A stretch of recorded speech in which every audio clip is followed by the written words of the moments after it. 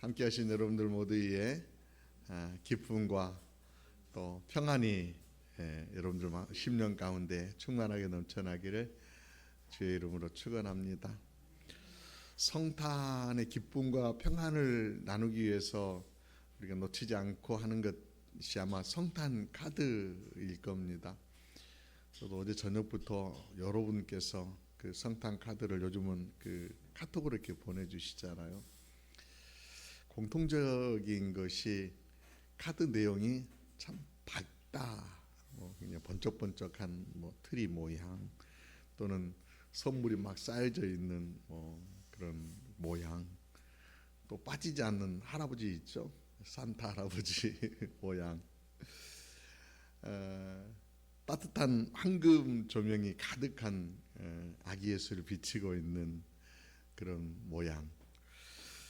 여하튼 이런 밝음 또는 그 기쁨, 평안, 이런 어떤 주제들이 성탄의 주제가 아닐까 싶습니다.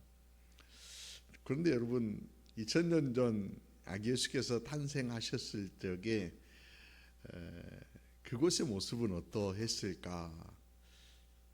여러분 한번 생각해 보신 적 있으신가요? 그때의 모습은 우리가 지금 맞이하고 있는 어떤 성탄의 이 모양과는 전혀 다른 어떤 그런 모습이었을 것이다 생각되어집니다.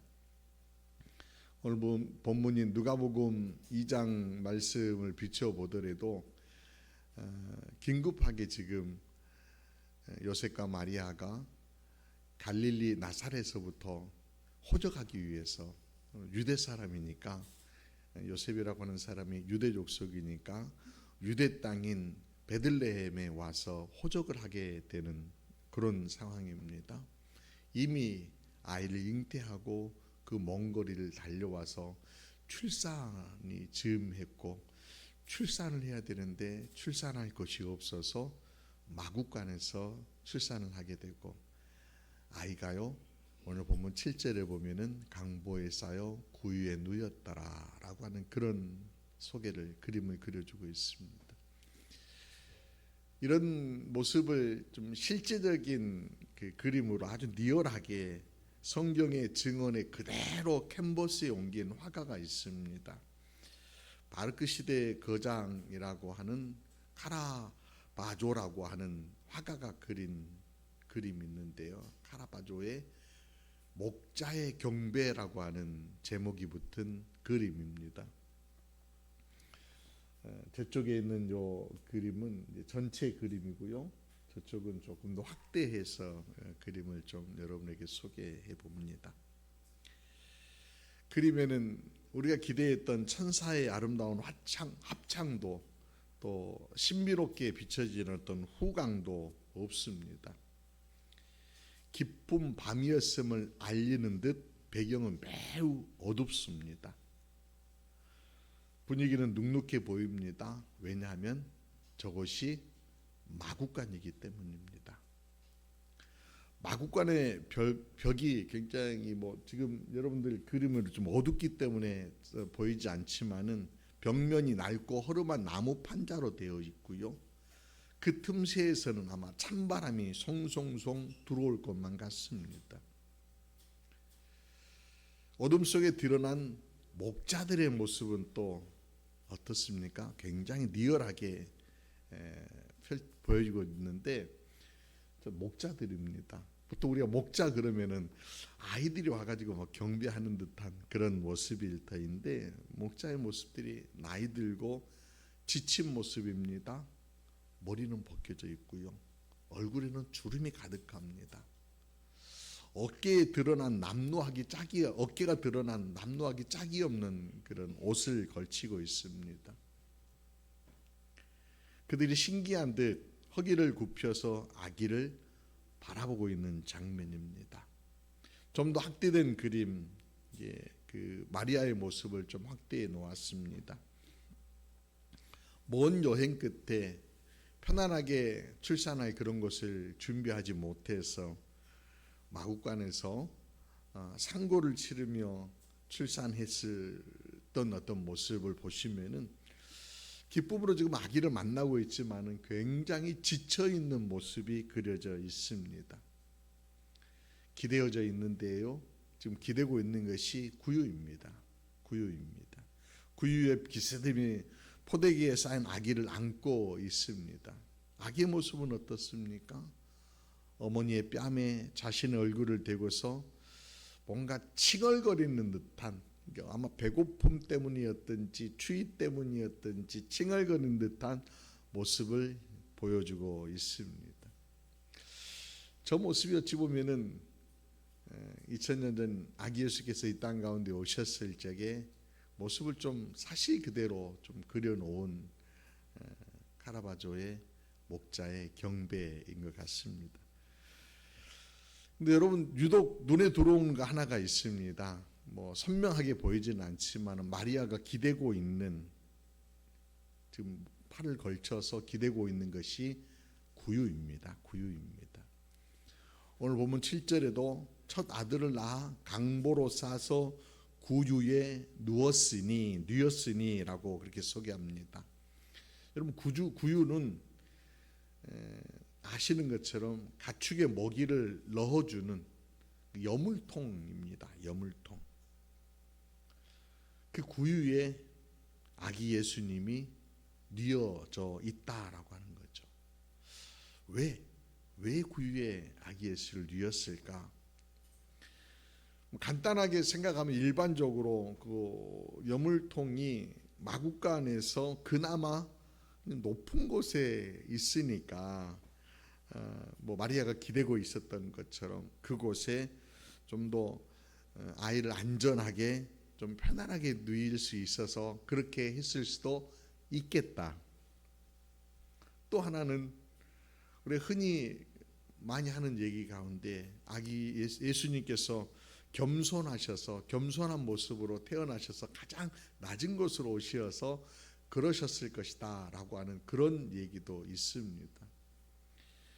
여하튼 누가복음에서는요, 구유에 누인 이것을 3번씩이나, 그러니까 구유라고 하는 단어가 7절에도 12절에도 16절에도 반복해서 언급되고 있는 것을 봅니다. 이거 뭔가 좀 의미를 지금 부여하고 있다라고 하는 것을 볼 수 있는 겁니다. 그냥 우연히 편해서가 아닌 뭔가 뜻이 있다는 거예요. 뜻이. 메시지가 그 안에 담겨져 있다라고 읽혀집니다. 그 메시지를 좀 읽어내기 위해서 우리가 요한복음 말씀을 좀 몇 곳 찾아서 같이 보려고 합니다. 요한복음 1장 14절 말씀 보면은 주의 오심을 이렇게 표현합니다.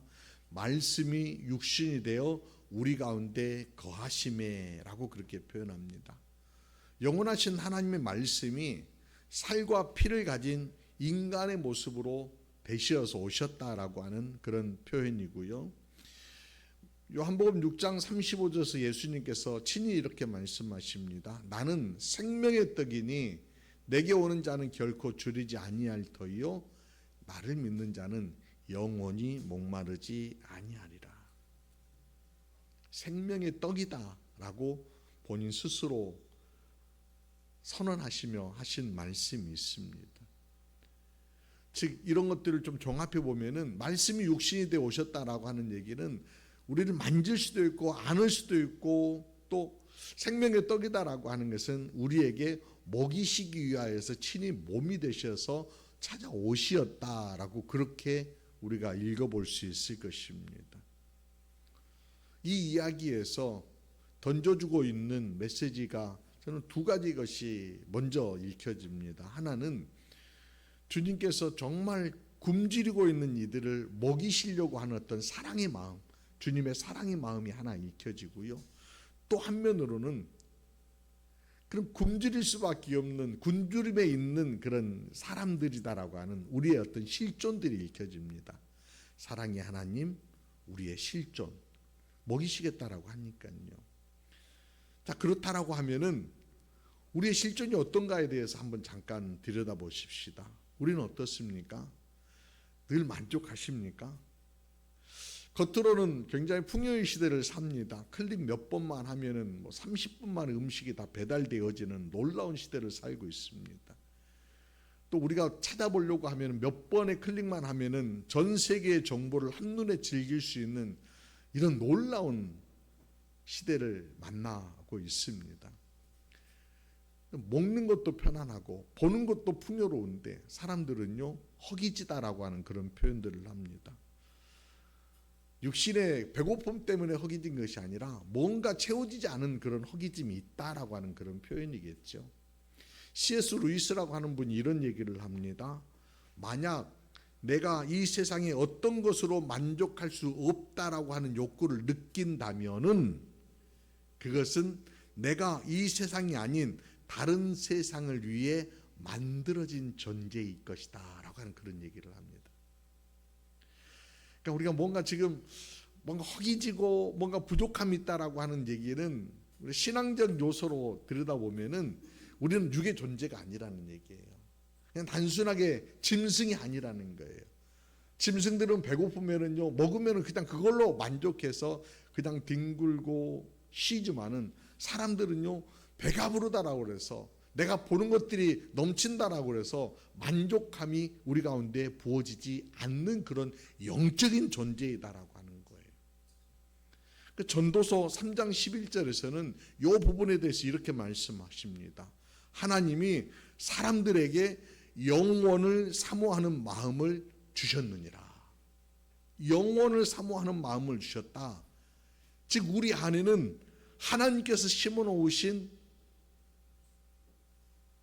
영적인 DNA가 있다는 거예요. 영적인 DNA. 물질로는 만족할 수 없는 영적인 존재이다라고 하는 거예요. 그래서 우리가 신앙 안에서 만족을 누리기를 원합니다라고 하는 그런 표현을 할 때에 육적인 만족이 아니라 이건 영적인 만족이라는 거예요. 영적인 만족. 여러분 우리가 만족하지 못한다라고 하는 것은 배가 고파서 만족하지 못한다는 것이 아니라 영적으로 허기지기 때문에 만족하지 못한다라고 하는 그런 표현을 한다는 거예요. 그러니까 주님이 먹이시겠다라고 할 때에 바로 이 먹이시는 것은 영적인 만족을 먹이시겠다라고 하는 거죠.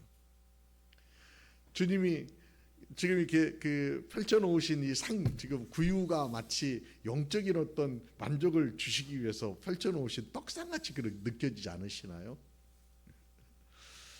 말씀 준비하면서 설교하고는 조금 약간 핀트가 빗나간 얘기인데 과거 얘기 좀 하나 하겠습니다. 저희가 학교 다닐 때에 지금은 이제 전철역이 생겨서 전철에서 내려서 학교를 아이들이 이렇게 가게 되는데 제가 졸업한 학교의 전철역 이름이 병점역입니다. 여러분 혹시 병점역이라고 들어보셨나요? 병점역입니다. 병점 밑에다가 그리고 한신대라고 이렇게 써놓았더라고요. 병점이라고 하는 그 지명의 유래를 이렇게 들여다보면 재미가 있습니다. 원래 이 병점이라고 하는 동네는 충청도나 전라도에 있는 그 선비들이 한양으로 과거를 보러 올라갈 때에 허기진 배를 잠깐 채우기 위해서 들렸던 길목이라고 합니다. 그래서 이게 병은 떡병자를 쓰고요, 점자는 그러니까 점포할 때 점을 쓰는 거예요. 그러니까 떡집이에요, 떡집. 병점이 떡집이라고 하는 그런 의미가 있습니다. 그래서 병점에는요 떡 축제가 있어요. 떡 축제. 예. 좋은 정보이죠. 그런데 여러분 베들레헴이라고 하는 그 또 지명을 좀 한번 살펴보면은 베드라고 하는 것은 집이라고 하는 그런 용어이고요. 레헴은 떡이에요, 떡. 그러니까 베들레헴도 뭐예요? 떡집이에요, 떡집. 그래서 저희가 뭐 학교 다닐 때 늘 교수님이 하시는 얘기가 저 병점은 베들레헴이다 그렇게 말씀하셨어요. 병점은 베들레헴. 그러니까 이제 병점을 히브리 헬라적 표현으로 이렇게 하면은 성경적 표현으로 하면은 지명으로 표현하면은 베들레헴이라는 그런 표현인 거예요. 그러니까 지금 이런 것들이 다 종합해서 보시면은 그 베들레헴이라고 하는 지역의 동네에 지금 구유가 딱 펼쳐져 있고 그 구유에 아기 예수가 딱 놓여 있다라고 하는 것은 떡집에 떡 동네에 떡판에 떡이 지금 놓여져 있는 그런 모습인 거예요.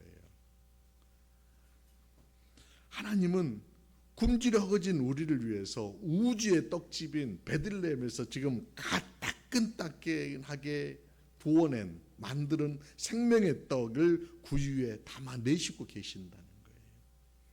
아기 예수님의 오심이 바로 그런 거라는 겁니다. 그렇다면 우리는 이 떡을 지금 어떻게 양식으로 만날 수 있을 것인가? 여러분, 떡이 누군가에는 양식이 되려고 하면은 그냥 보기 위해 그 전시만 해 놓아 가지고는 안 되는 거잖아요. 떡을 만드는 그냥 재료 그 자체로 둬 가지고는 안 되는 거잖아요. 밀을 으깨서 가루로 만들고요, 그것을 반죽하여서 뜨거운 불 속에서 다시 익히는 과정, 구우는 과정들이 되어져서 결정적으로 그것들이 입으로 들어가고 씹혀지고 찢겨져야지만 비로소 생명으로 스며들게 되는 거잖아요. 그런 것처럼 예수님께서 지금 강보에 계시다라고 하는 것은 그저 출발이에요. 지금 출발. 마치 밀이 이 땅 가운데 딱 심겨져서 딱 완성되어져 있는 것처럼 딱 되어졌지만은 이게 완성 갈아져서 떡이 되고 다시 나눠지는 찢겨지는 과정들, 여러분 바로 예수님의 공생의 십자가 사건들을 통하여서 이루어지는 거죠. 리얼한 모습입니다만은 성경을 이렇게 해석하면 목사님이 자꾸 이상하게 해석하시네 라고 얘기하실 수도 있겠지만은 이렇게 볼 수 있다는 거예요. 주님이 떡상을 펼치시고 이제 공생애를 통하여서 자신의 모든 것들을 찢어내시면서 다 나누어 주셨지 않습니까? 요한복음 6장 51절에서 이렇게 말씀하셨어요. 주님이 하신 말씀입니다. 나는 하늘에서 내려오는 살아있는 떡이니 사람이 이 떡을 먹으면 영생하리라. 내가 줄 떡은 곧 세상의 생명을 위한 내 살이니라. 이렇게 말씀하셨어요. 내 살이니라. 또 십자가를 앞에 두시고 마지막 밤 예수님께서는 제자들과 함께 식탁에 앉으셨습니다. 그리고 떡을 들어 축사하시고 떼어 제자들에게 주시며 말씀하셨습니다. 이것은 너희를 위하여 주는 내 몸이니 너희가 이를 행하여 나를 기념하라. 이렇게 말씀하셨습니다. 그러므로 구유에 누우신 그 부드러운 살, 그 연약한 몸은 바로 우리를 위해 주실 떡의 재료였던 것입니다. 아니, 떡이십니다. 그리고 십자가를 통하여서 이미 우리에게 주셨습니다. 우리가 그것을 주신 주님을 믿고 주님을 받아낼 때에 우리가 주님을 소유하는 그런 존재들이 될 수 있다는 거예요. 그런 의미에서 성탄은 성찬의 시작이 될 수 있는 거예요. 우리에게 나눠주심의 첫 열쇠를 열으시는 그 타이밍이 될 수 있다는 겁니다. 이것이 성탄의 신비이며 기독교의 신비이고 구유신학입니다. 구유신학. 사랑하는 여러분, 우리는 지금 카라바조의 그림을 통하여서 성탄의 현실을 잠시 보았습니다. 구유라고 하는 빈 그릇을 통하여서 우리 내면의 깊은 굶주림을 또한 확인했습니다. 이제 질문 하나가 남습니다. 우리의 마음에, 나의 삶에, 내 안에 무엇을 담기를 원하십니까? 혹시 여전히 배부르지 하지 못할 세상의 것들로 나의 구유, 나를 채우고 계시지는 않습니까? 예수님께서 사마리아 성의 여인에게 이렇게 말씀하셨습니다. 요한복음 4장 13절과 14절 말씀 보니까 같이 한번 읽어봅니다. 이 물을 마시는 자마다 다시 목마르려니와 내가 주는 물을 마시는 자는 영원히 목마르지 아니하리니 내가 주는 물은 그 속에서 영생하도록 솟아나는 샘물이 되리라. 아멘. 밥을 먹듯이 그분을 내 안에 꼭 모셔야 됩니다. 생수를 마시듯이 그분을 내 안에 스며들게 해야 합니다. 그럴 적에 우리의 삶이 풍성함을 누릴 수 있고 세상에 줄 수 없는 기쁨과 만족과 평안을 누리게 될 수 있다라고 하는 것입니다. 우리가 영적인 존재이기 때문입니다. 하나님 우리에게 영을 부어주셨기 때문인 것입니다. 이렇게 구하십시다. 주님, 제 마음의 구유는 비어 있습니다. 저는 배가 고픕니다. 생명의 떡이신 주님, 지금 내 안에 오셔서 나를 먹이시고 나를 살려 주옵소서. 간구하십시다. 그리하여서 세상에 줄 수 없는 참된 배부름, 세상에 나누어줄 수 없는 참된 기쁨과 평안이 여러분들 삶 가운데 가득하여져서 세상에 또 흐르게 하는 그런 사람들로 우뚝 서는 성탄의 이 아침, 그리고 여러분들의 삶이 되어지시기를 주님의 이름으로 축원합니다. 함께 기도드리겠습니다. 사랑의 주님, 우리는 세상의 화려함에 눈물로 정작 우리 영혼이 얼마나 굶주려 있는지 모르고 살았습니다. 돈으로, 명예로 또는 사람의 사랑으로 내 마음을 채우려 했지만 남은 것은 더 깊은 허기뿐이었음을 고백합니다. 주님, 이 시간 우리의 마음의 문을 엽니다. 베들레헴의 구유에 오신 예수님, 이제 내 마음의 구유에 찾아와 주옵소서. 나를 위해 찢으신 주님의 살과 흘리신 피를 믿음으로 받아들입니다. 생명의 떡이신 예수님을 먹고 마심으로 이제는 세상이 주는 헛된 양식이 아니라 영원한 생명으로 살아가는 저희 모두가 될 수 있도록 주장하여 주옵소서. 저희들의 심령 가운데 마르지 않는 기쁨과 평안이 넘침으로 또한 세상 가운데 흐르게 하는 사람들로 우뚝 서게 하여 주옵소서. 남다름의 삶을 살아낼 수 있도록 성령님 늘 우리 가운데 함께 하시어서 이 길 걸어가도록 도와주실 것을 믿사옵고, 성탄의 이 아침 우리를 위하여서 찾아오시고 우리를 먹여주시는 우리 구주 예수 그리스도의 이름으로 기도드리옵나이다. 아멘. 아멘.